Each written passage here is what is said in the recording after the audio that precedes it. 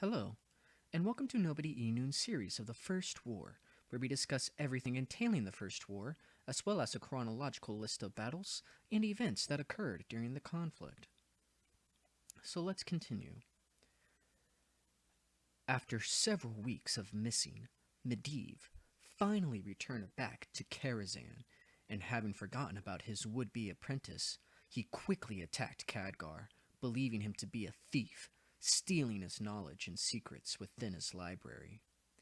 Medivh's power quickly overwhelmed Khadgar, and he effortlessly threw him up against a wall, demanding to know who he was and why he was there. It took everything Khadgar had, and more, to bring Medivh back to his senses, and to get the Guardian to recognize him. Medivh let the young mage go, releasing his grip, and after a short, strange pause, Medivh fell into a small trance, as if concentrating his thoughts on some great universal question and philosophical idealism.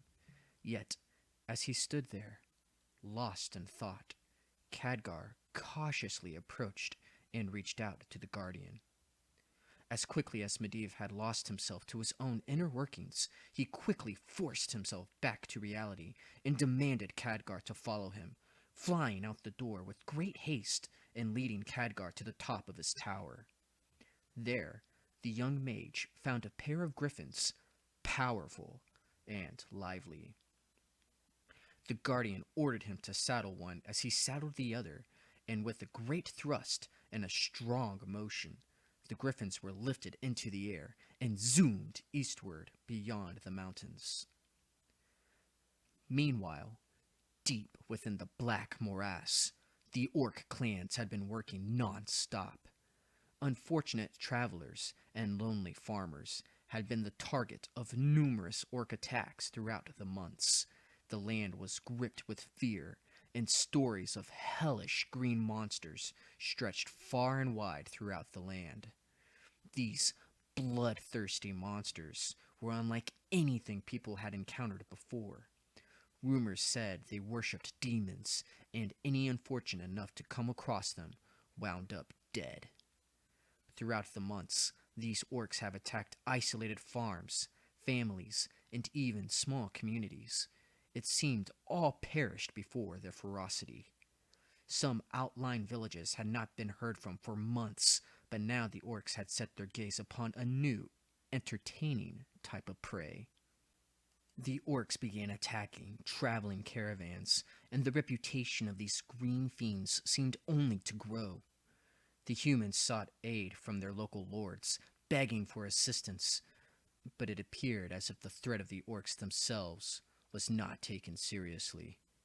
The stories telling of their evil nature and bloodthirsty rage were thought to be nothing more than mere superstition.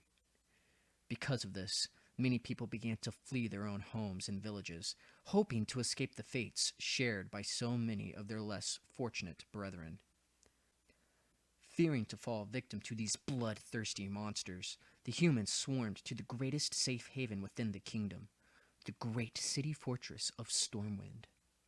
Many had already abandoned their homes, and many more were now traveling in large groups, large caravans, hoping to find strength in numbers, and at least traveling with some form of comfort or security.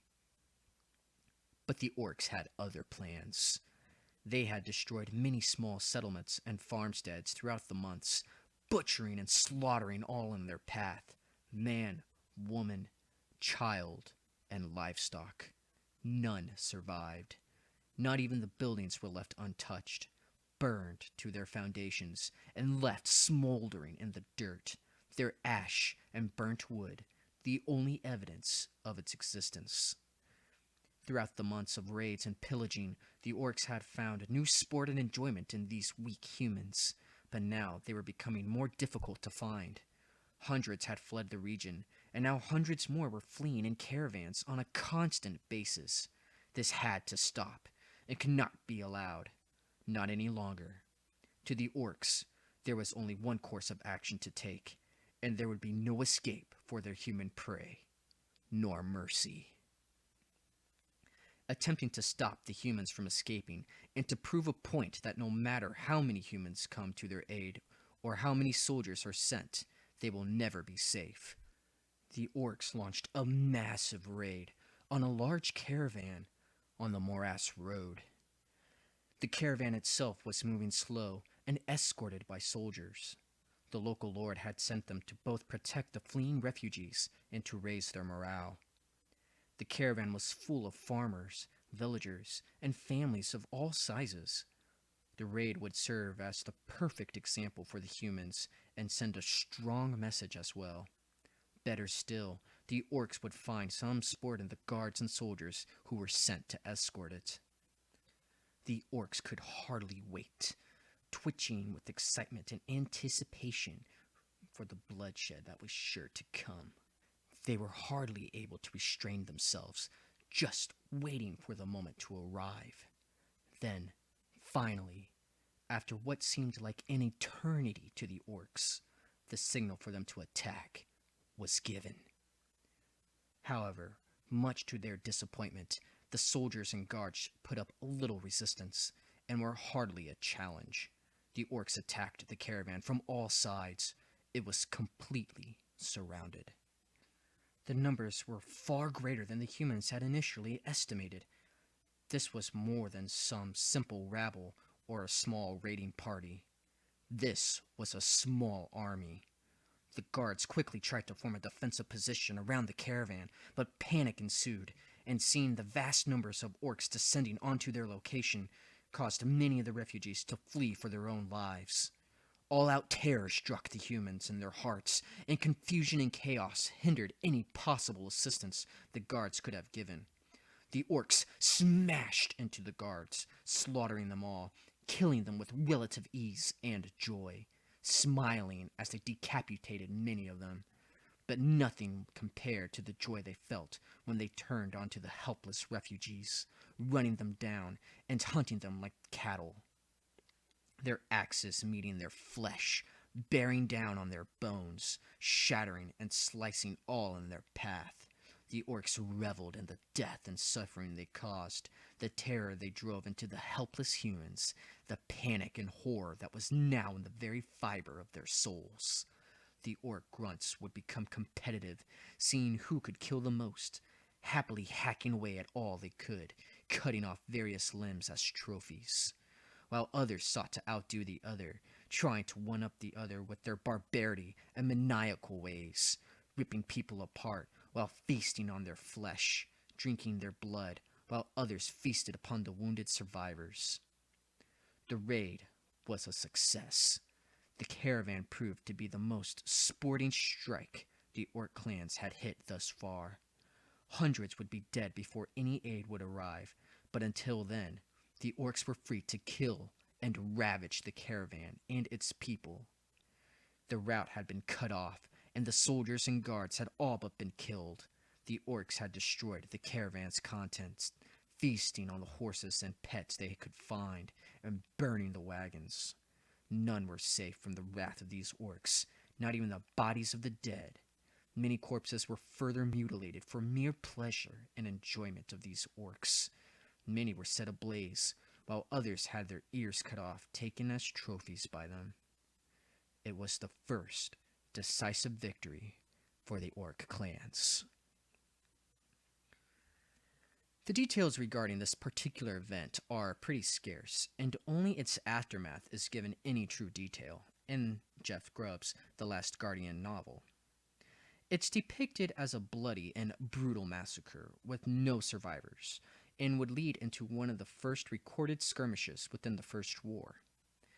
It is speculated that many other small skirmishes and battles did take place prior to the raid of the Morass Road. However, as of now, it has not been confirmed.